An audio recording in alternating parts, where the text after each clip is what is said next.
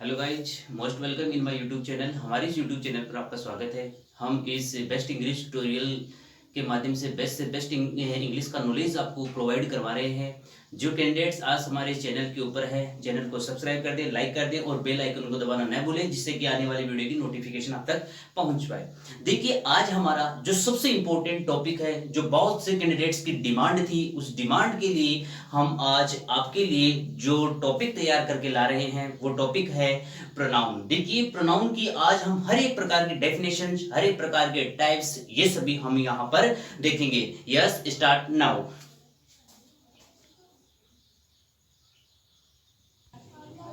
चलो देखिए, नाउन की डेफिनेशंस के बारे में देखते हैं।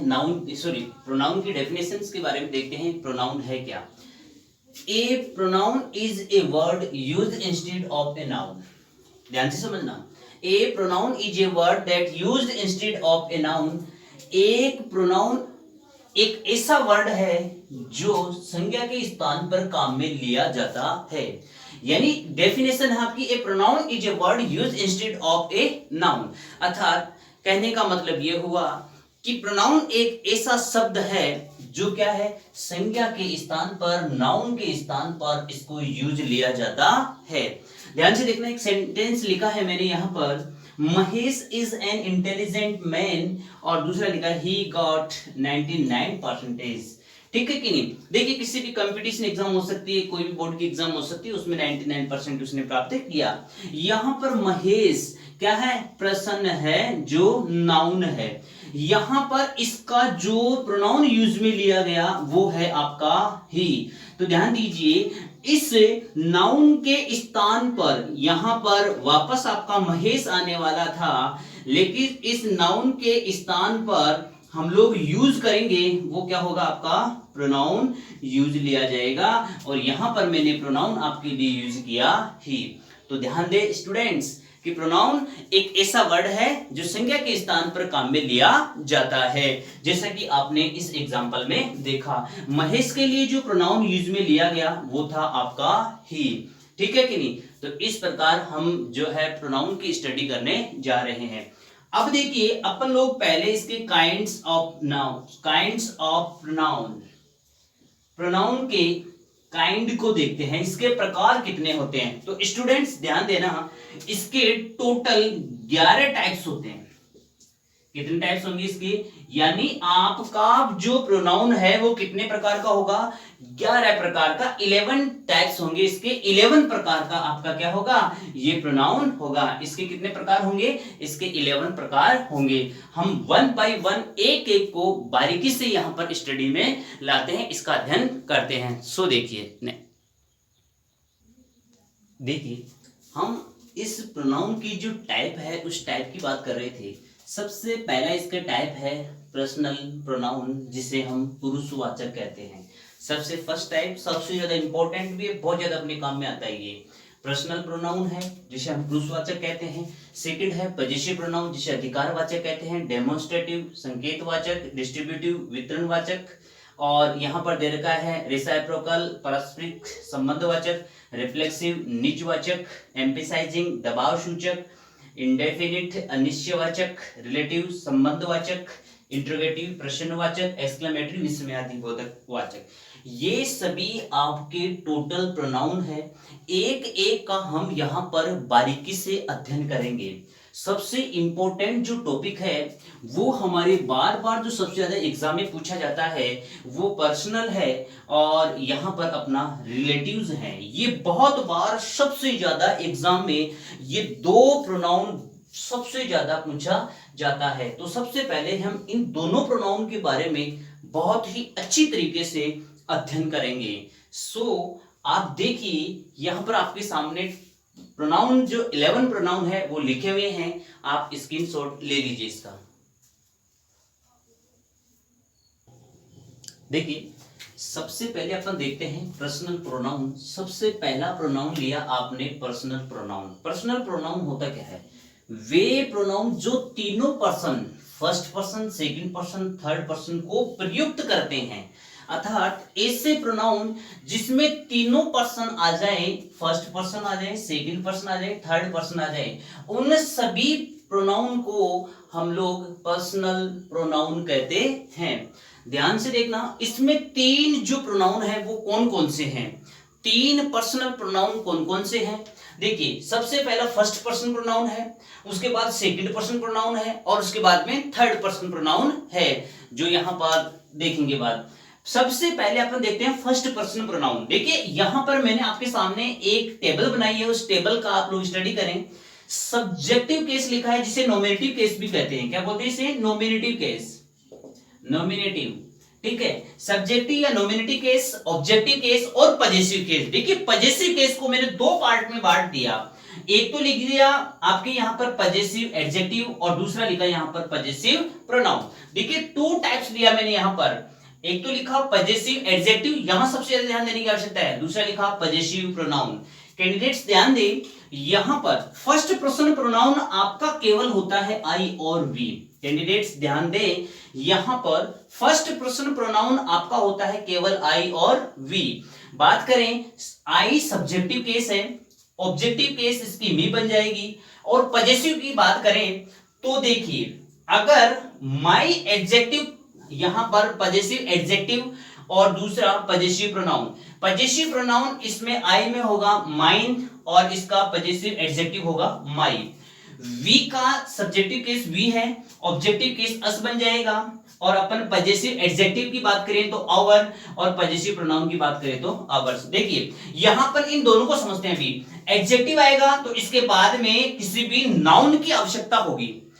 अगर एडजेक्टिव आएगा तो किसी के नाउन की आवश्यकता होगी। प्रोनाउन आने पर उसमें किसी भी प्रकार के, यहां पर एडजेक्टिव आएगा तो नाउन की आवश्यकता होगी, और यहां पर प्रोनाउन, पजेसिव प्रोनाउन आने पर किसी भी नाउन की आवश्यकता नहीं होती है, जैसा कि मैं यहां पर आपको एग्जांपल में बताऊंगा। अभी देखना, यहां पर मैंने लिखा सेंटेंस में कि आई एम ए स्टूडेंट। मैंने लिखा यहां पर आई एम ए स्टूडेंट। देखिए, मैं एक विद्यार्थी हूं। यहां पर आई क्या है? आपका फर्स्ट पर्सन प्रोनाउन है। ध्यान रखना, यहां पर फर्स्ट पर्सन प्रोनाउन हमेशा स्पीकर रहता है, बोलने वाला स्पीकर। यहां पर मैं बोला क्या? आई एम ए स्टूडेंट, ठीक है कि नहीं? तो मैं स्पीकर हूं, मैं बोलने वाला हूं, और जो स्पीकर होता है वहां पर हम फर्स्ट पर्सन प्रोनाउन यूज लिया करते हैं। कंफर्म? कहानी समझ में आई? यहां पर इसका जो है एग्जांपल के माध्यम से अभी देखेंगे। सेकंड पर्सन प्रोनाउन क्या होता है? यू सब्जेक्टिव केस होती है, यू इसकी ऑब्जेक्टिव केस बनेगी। और पजेसिव की बात करें एडजेक्टिव की तो योवर, और प्रोनाउन पजेसिव प्रोनाउन की बात करें तो योवर्स। जैसा कि मैंने यहां पर एग्जांपल दिया आपके सामने, this book is yours, this book is yours, एकदम करेक्ट सेंटेंस है। दूसरा लिखा दिस इज योर बुक। दोनों का अपन मीन करें तो बात एक जैसी होती है, लेकिन समझना, यहां पर आपको योवर्स लिखा, ये क्या है? पजेसिव प्रोनाउन है। क्या लिखा आपने? पजेसिव प्रोनाउन है योवर्स, यानी किसी भी प्रकार के नाउन की आगे आवश्यकता नहीं होती है। ये अपना पूर्ण अर्थ यहां पर दे रहा है। लेकिन यहां पर देखिए, योवर अकेला नहीं हो सकता, इसको इस बुक नाउन की आवश्यकता महसूस हुई, और इसी कारण हमने यहां इसके आगे नाउन लिखना पड़ा। तो ध्यान दीजिए, यहां पर एडजेक्टिव में इसके आगे नाउन होना जरूरी है, जबकि पजेसिव प्रोनाउन में किसी प्रकार के नाउन की आवश्यकता नहीं होती है। सो हम इस तरीके से सेंटेंस लिख सकते हैं। अब देखते हैं थर्ड पर्सन प्रोनाउन। देखिए, अब अपन देखते हैं third person pronoun. Subjective, objective, possessive. देखिए, थर्ड पर्सन प्रोनाउन में कौन कौन से थे? ही, सी, इट और दे।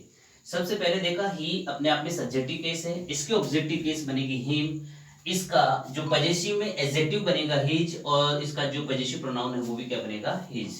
उसके बाद में सी सब्जेक्टिव केस है, ऑब्जेक्टिव इसकी बनेगी हर, पजेसिव की एडजेक्टिव की बात करते हैं हर, और प्रोनाउन की बात करें तो हर्ष। इसके आगे किसी प्रकार के नाउन की आवश्यकता नहीं होगी, ध्यान रखना, ठीक है। फिर इट का इट, फिर इट्स, और इसका यहाँ पर प्रोनाउन कुछ भी नहीं बनेगा भैया, ठीक है। फिर दे है, देम, देयर और देयर से। इस तरीके से हम यहाँ पर प्रोनाउन की बात करते हैं। देखिए, आपका फर्स्ट पर्सन प्रोनाउन हमेशा स्पीकर रहता है, ध्यान रखना। फर्स्ट पर्सन प्रोनाउन आई और वी स्पीकर रहेगा। सेकंड पर्सन प्रोनाउन आपका ऑडियंस रहेगा, श्रोता, सुनने वाला, ठीक है, जिसको अपन इसको तो बोलते हैं आई और वी, ये तो रहेगा क्या? स्पीकर। और यहां पर ऑडियंस की बात करें तो रहेगा आपका यू। और जो थर्ड पर्सन प्रोनाउन है इसमें लिखा, ये थर्ड पर्सन जिसके बारे में कहा जाए, ठीक है, जिसके बारे में ये बात करेंगे ना, जिसके बारे में कुछ कहा जाए, ठीक है, जिसके बारे में कुछ कहा जाए, वहां पर हम इस तरीके से ये थर्ड पर्सन प्रोनाउन है वो काम में लेते हैं। तो ध्यान से सुनना, फर्स्ट पर्सन प्रोनाउन स्पीकर रहता है, सेकंड पर्सन प्रोनाउन ऑडियंस रहता है, थर्ड पर्सन प्रोनाउन जिसके बारे में कुछ कहा जाए। इस तरीके से अभी मैंने केवल और केवल आपको first person, second person, third person, इन सभी पर्सन प्रोनाउन का इंट्रोडक्शन दिया है। अब हम इनका यूज पढ़ते हैं कि किस तरीके से इन पर्सन प्रोनाउन को यूज किया जाता है। सबसे इंपॉर्टेंट यही चीज है, तो हम जो है इसका यूज भी पढ़ लेते हैं। तो देखिए, इसके यूज के बारे में हम स्टडी करेंगे। देखिए, हम यूज के बारे में स्टडी करेंगे। सबसे पहला कॉन्सेप्ट देखेंगे जो अपनी प्रोनाउन से संबंधित एरर को भी दूर करेगा। इसी चीज को हमें विशेष ध्यान से देखना है, एग्जाम में यही लेवल आपको पूछा जाएगा। देखिए बेटा, यदि एंड से आपके दो प्रोनाउन जुड़े हुए हैं, इधर भी आपका प्रोनाउन है और इधर भी आपका प्रोनाउन है, ठीक है, कोई पर्सन प्रोनाउन इधर है, इधर भी कोई पर्सन प्रोनाउन है, यदि पर्सन प्रोनाउन एंड से जुड़े हुए हैं तो ध्यान रखना, यदि आपके यहां नॉमिनेटिव केस है तो ध्यान से सुनना, यहां भी सब्जेक्ट के रूप में होने पर दोनों तरफ क्या होगी, नॉमिनेटिव केस ही होगी, दोनों तरफ सब्जेक्टिव केस ही होगी। स्टूडेंट्स ध्यान से देखना, सबसे पहला कॉन्सेप्ट है मेरा, यदि दो सब्जेक्ट, जो सब्जेक्ट के प्रोनाउन एंड से जुड़े हुए हैं, दोनों प्रोनाउन है एंड से जुड़े हुए हैं, सब्जेक्ट के रूप में है, तो ध्यान से सुनना, ये दोनों प्रोनाउन सब्जेक्टिव केस में रहेंगे, अर्थात नॉमिनेटिव केस में ही रहेंगे। हम इसकी केस जो है चेंज नहीं कर सकते। देखिए एग्जांपल के लिए, देखिए सबसे पहला एग्जांपल है, you and C were good friend. पहला तो ये लिखा, ठीक है, उसके गुड फ्रेंड्स, ठीक है, एक एग्जांपल ये है। सेकंड एग्जांपल है, you and her were good friend. अब दोनों सेंटेंस में से देखना है कि सेंटेंस कौन सा करेक्ट है। देखिए अपना कॉन्सेप्ट क्या कहता है, एंड के इस तरफ यदि कोई सब्जेक्ट के रूप में प्रोनाउन है, जैसा मतलब नॉमिनेटिव दोनों ही केस यानी सब्जेक्ट के रूप में है, तो दोनों ही प्रोनाउन क्या होंगे, अपने नॉमिनेटिव होंगे, नॉमिनेटिव यानी सब्जेक्टिव जो है केस में होंगे। ये अपना कॉन्सेप्ट है। मैंने यहां लिखा you and C were good friend, फिर लिखा यू एंड हर। देखिए यहां पर अपन बात करते हैं, लिखा हुआ है हर, जो कि अपने आप में ऑब्जेक्टिव केस में जाता है, जबकि अपना ये कॉन्सेप्ट क्या कहता है, इधर भी नॉमिनेटिव केस और इधर भी नॉमिनेटिव केस, यहां नॉमिनेटिव केस है, यहां भी नॉमिनेटिव केस है, अपना ये सेंटेंस करेक्ट है। जबकि यहां पर आप किसी अन्य प्रकार की केस को आप नहीं लिख सकते, यहां पर केवल और केवल आपके नॉमिनेटिव केस आएगी, तभी आपका सही होगा, अन्यथा ये यहां पर हर आपका रॉन्ग होगा। ये अपना पहला कॉन्सेप्ट था और इसी तरीके से आपको एरर पूछी जाती है। तो सभी कैंडिडेट्स ध्यान देना, इस तरीके से आपको अपने एरर को प्रिपेयर करना है, बताना है, ठीक है। चलो देखिए नेक्स्ट कॉन्सेप्ट के बारे में बात करेंगे। देखिए क्या है, मैं यहां पर दूसरे कॉन्सेप्ट के बारे में बता देता हूं अभी आपको। देखिए किसी भी सेंटेंस में, सेकंड कॉन्सेप्ट अपना, किसी भी सेंटेंस में टू के बाद में यदि बी दिया हुआ है, टू प्लस बी है और ये इन्फिनेटिव है, ये क्या है, ध्यान से सुनना, टू प्लस बी दिया हुआ है और ये इन्फिनिटी फॉर्म में है, ठीक है। ऐसी स्थिति बनने पर इसके बाद यहां पर जो अपन प्रोनाउन काम में लेंगे वो प्रोनाउन नॉमिनेटिव केस में ही होगा, इस बात का विशेष ध्यान रखें, ठीक है। टू प्लस बी यदि आपका इन्फिनेटिव है, सुनना, टू प्लस बी इन्फिनेटिव है और इसके बाद में हमें कोई भी जो प्रोनाउन है वो यूज करना है, तो ध्यान दे वहां पर केवल आप एक ही प्रोनाउन यूज कर सकते हो और वो कौन सा होगा, नॉमिनेटिव केस वाला प्रोनाउन ही होगा। जैसा कि मैं यहां पर आपको एक एग्जांपल के माध्यम से समझाता हूं। मैंने लिखा I would not want to be he, एक लिखा I would not want to be him, ये दो सेंटेंस लिखे मैंने। अब आप देखिए यहां पर यह इंफिनिटिव बन रहा है, कंफर्म, टू के बाद में बी है, कंफर्म क्या बन रहा है यहाँ पर, इन्फिनिटिव बन रहा है।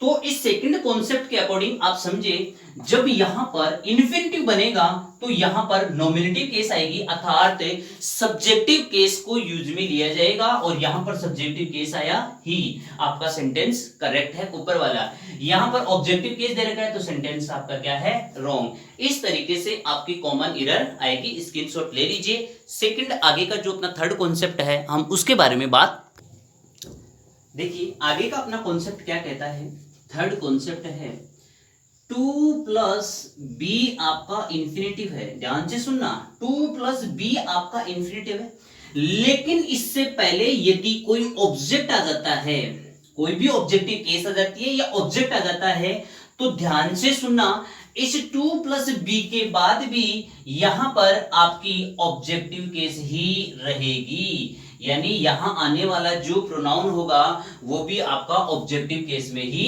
आएगा। ध्यान से सुनना, अभी यदि 2 प्लस बी आपका इन्फिनिटिव है, यहां पर ये आपका क्या बना, इन्फिनिटिव बना। देखिए पहले वाले में इन्फिनिटिव बताया था मैंने, और मैंने ये कहा था कि सब्जेक्टिव केस दो, लेकिन उसमें कंडीशन क्या थी, यहां ऑब्जेक्ट नहीं होगा उससे पहले। लेकिन इसमें क्या होगा, इन्फिनिटिव बन रहा है, इसके पहले ऑब्जेक्ट है, तो इसके बाद हम कौन सी फॉर्म देंगे, ऑब्जेक्टिव केस देंगे। दोनों में अंतर समझ लेना भैया। इसमें क्या है, ऑब्जेक्ट, ये जो इन्फिनिटिव है इससे पहले ऑब्जेक्टिव केस आएगी, इसके बाद भी ऑब्जेक्टिव केस ही होगी। उसमें क्या था, इसके पहले ऑब्जेक्टिव केस नहीं होगी, ठीक है कि नहीं, इसके बाद में, तब उस समय क्या होगा, केवल सब्जेक्टिव केस होगी। देखिए एग्जांपल के माध्यम से हम इसे समझते हैं। एग्जांपल है मेरा, आई नो दैट मैन, और उसके बाद में है टू बी, एक लिखा मैंने हिम, दूसरा लिखा I know that man to be ही।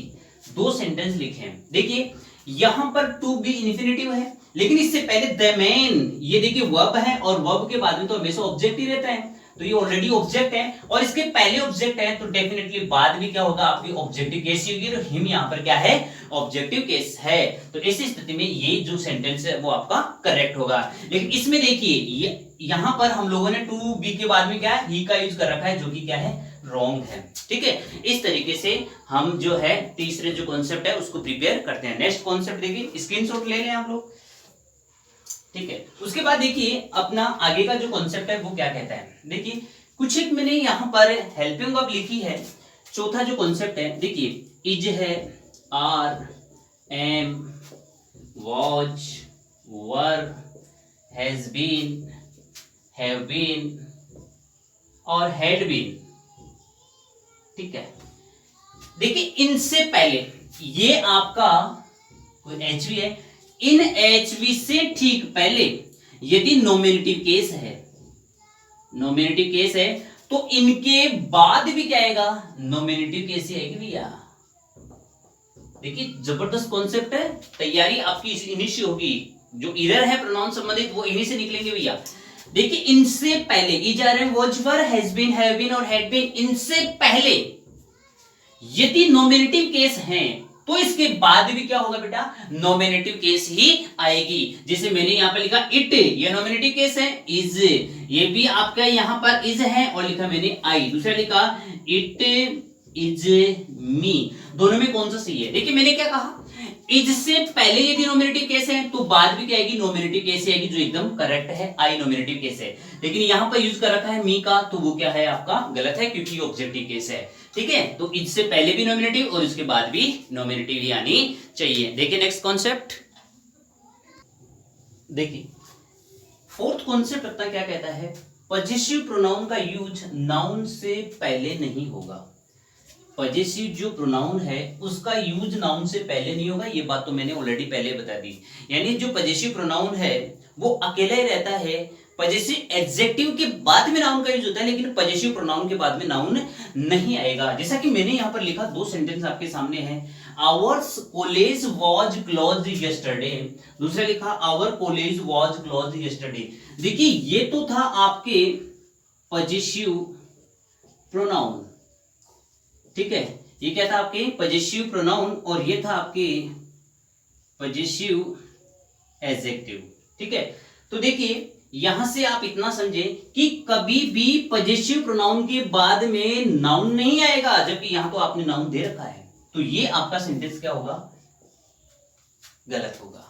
ठीक है, दूसरे सेंटेंस में क्या है, इस पजेसिव जो एडजेक्टिव है उसके बाद में आपका नाउन रहता है, तो इस स्थिति में ये आपका क्या होगा, करेक्ट होगा। ठीक है, आई बात समझे। अब इसके एग्जाम को या एग्जाम्पल को सेटिस्फाई करने के लिए मैं एक एग्जाम्पल देता हूं आपके, जिसे मैंने लिखा hours is a great country.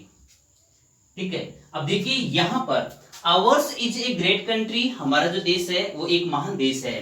ठीक है, तो ऐसी स्थिति में आवर्स के बाद में मैंने क्या नहीं दिया, यहां पर कोई नाउन नहीं दिया, और जब मैं यहां पर कोई नाउन नहीं देता हूं तो ऐसी स्थिति में ये नाउन की जो भी यहां पर सेटिस्फाई है वो खुद करेगा, और यहां पर आपका ये सेंटेंस क्या होगा, करेक्ट होगा। ठीक है, यहां पर जब हम इसका पजेसिव प्रोनाउन लिखेंगे, ये पजेसिव प्रोनाउन है, आवर इसका पजेसिव एडजेक्टिव है। ठीक है, तो पजेसिव प्रोनाउन में किसी भी प्रकार के नाउन की आवश्यकता नहीं होगी। ठीक है भाई, इस तरीके से आपको ये क्वेश्चन सोल्व आउट करना है। स्क्रीनशॉट ले लीजिए, बड़ा इंपॉर्टेंट कॉन्सेप्ट है ये, यहीं से आपकी एरर आएगा। देखिए आगे की कॉन्सेप्ट की बात करते हैं, कॉन्सेप्ट नंबर 5 क्या कहता है, समझना। ये अभी पर्सनल प्रोनाउन की बातें चल रही है। चलो देखिए आगे के कॉन्सेप्ट के बारे में बात करेंगे। देखिए कोई भी पजेसिव प्रोनाउन है, ठीक है, वो पजेसिव प्रोनाउन इस 2+V1 के सब्जेक्ट के रूप में काम करता है। ठीक है, कोई भी जो पजेसिव प्रोनाउन है, यदि वो इस 2+V1 के कोई भी, मान लीजिए पजेसिव प्रोनाउन जैसे कोई भी पजेसिव है, वो इस 2+V1 के सब्जेक्ट के रूप में काम करता है, तो कैंडिडेट्स ध्यान से देखना, यहां पर उसका सब्जेक्ट आएगा, और ये सब्जेक्ट हमेशा यहां पर पजेसिव प्रोनाउन में ही होगा, पजेसिव एडजेक्टिव नहीं होगी। यहां पर क्या लिखना है आपको, पजेसिव प्रोनाउन ही लिखना है। जैसे मैंने 2 सेंटेंस लिखा, हर टू गो, एक लिखा हर टू गो। ठीक है, तो देखिए यहां पर पजेसिव प्रोनाउन ही होना चाहिए, यानी यही होना चाहिए, ये आपका नहीं होगा। इस बात का आप विशेष ध्यान रखें। ये जो सेंटेंस है वो आपका रॉन्ग सेंटेंस है, ये आपका सेंटेंस एकदम करेक्ट सेंटेंस है। ध्यान से सुनना, 2+V1 के बाद पजेसिव, 2+V1 से ठीक पहले यानी सब्जेक्ट के रूप में पजेसिव प्रोनाउन ही होगा, एडजेक्टिव नहीं होगा। ठीक है, आई होप आज का जो वीडियो है आपको बहुत अच्छा लगा होगा। देखिए इंपॉर्टेंट कॉन्सेप्ट मैंने यहाँ पर इंक्लूड किए हैं। ठीक है, आप जो कैंडिडेट्स यहाँ इस चैनल के ऊपर नए हैं, इस प्लेटफॉर्म पर नए हैं, वो चैनल को सब्सक्राइब करें, जिससे कि आगे आने वाली वीडियोस तक पहुँच पाए। Thanks for watching my video. जय हिंद, जय भारत।